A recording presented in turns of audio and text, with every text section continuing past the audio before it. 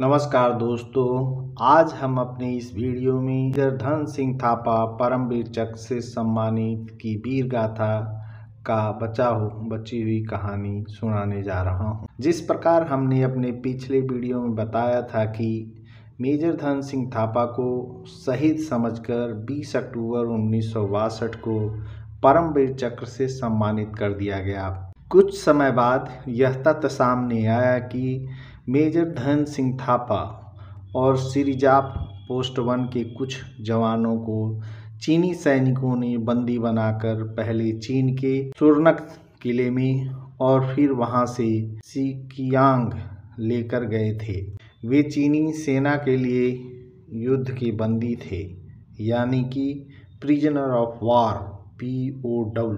Major Dhan Singh Thapa 1963 तक चीन के बंदी रहे।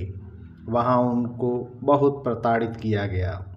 उनके जेहन से भारत उनकी मातृभूमि की यादों को मिटाने की पूरी कोशिश की गई।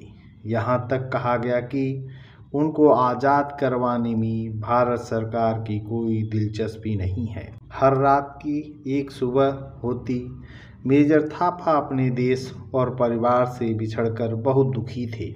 उनकी दोस्ती एक चीनी लड़के से हो जाती है जो जेल में उनके लिए खाना लाता था। मेजर अपने मन की बात इस छोटे चीनी लड़के से करते थे। उन्होंने उसको अपने देश परिवार के बारे में बताया। जब मेजर थापा लड़ाई में जाने की तैयारी कर रहे थे, तब घर पर उनकी पत्नी मां बनने वाली थी। इस तरह बच्चे से बतियाते हुए कई दिन बीत गए। एक दिन मेजर ने अपने परिवार के नाम चिट्ठी लिखी और अपने छोटे दोस्त की मदद से चिट्ठी को रवाना कर दिया। घर में हलचल मच गई और उन्होंने सेना के अधिकारियों को तत्काल सूचना दी। सरकारी स्तर पर भारत चीन की परस्पर वार्ता के परिणाम स्वरूप मेजर थापा चीन के बंदी गृह से रिहा हो वापस भारत लौट आए। मेजर थापा की वापसी परिवार में खुशियां लेकर आई। उनकी पत्नी शुक्ला को मन ही मन विश्वास था कि मेजर थापा जीवित हैं। उनकी पुत्रियां पेमेला और मधुलिका की खुशी का कोई ठिकाना नहीं था।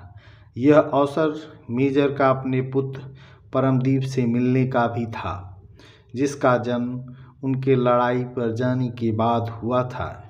एक फौजी परिवार की परंपरा बनाए हुए आगे चलकर परमदीप भी भारतीय सेना में शामिल हुए। मेजर थापा की भारतीय सेना में वापसी हुई। वे लेफ्टिनेंट कर्नल के पद तक पहुंचे। उन्होंने भारतीय सेना की सेवा तन मन से की। वे भारत चीन युद्ध और चीन के बंदी गृह में बिताए समय के बारे में ज़्यादा बात नहीं करते थे। उनके सबसे छोटी पुत्री पूर्णिमा, जिसका जन्म उनके युद्ध से लौटने के बाद हुआ, बताती हैं कि उनके पिता ने 1964 से 2004 तक गणतंत्र दिवस परेड में लगातार भाग लिया। यहाँ तक कि 2004 में जब उनकी तबीयत बहुत खराब हो गई थी, वे परेड में भाग लेने से अपने आप को रोक नहीं पाए। यह उनकी अनूठी निष्ठा थी। लेफ्टिनेंट कर्नल मेजर थापा का देहांत 77 वर्ष की आयु में 5 सितंबर 2005 को हुआ था।